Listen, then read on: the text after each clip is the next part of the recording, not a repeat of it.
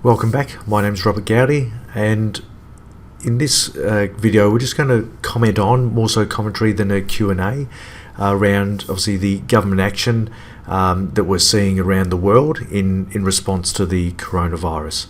Now, since the GFC we've had record low interest rates around the world in a bid to stimulate the economies and keep businesses growing, people employed. We've seen in Australia now, and also Trump overseas, that there is further stimulus being kicked in. So interest rates came down by 0.25% again in Australia. There's a whole heap of other measures to help businesses continue to employ people with tax breaks. There's handouts to Centrelink recipients.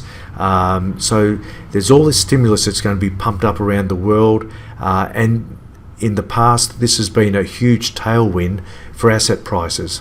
So the fundamental thing that's been driving asset prices that we've seen in the past over the last 10 years has just been ramped up again. So interest rates are coming down potentially even lower. They are lower here in Australia. We'll see what happens around the world. But the foundations for economies to grow and for businesses to have cheap funding and help to employ and retain employees is definitely there and is only getting better. So these are the things that help grow economies and businesses and help employ people.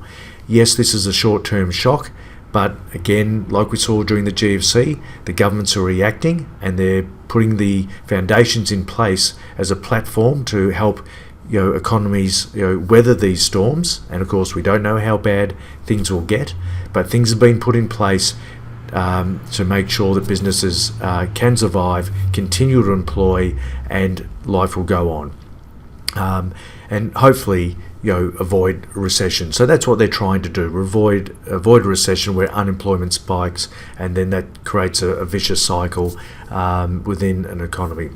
So governments are doing their bit.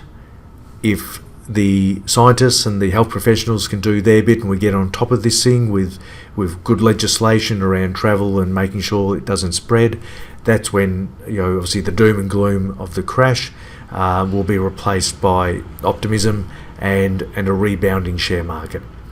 So thank you for listening. That's my thoughts on that topic. But yeah, the measures have been put in place for strong investment fundamentals moving forward. Thanks for listening.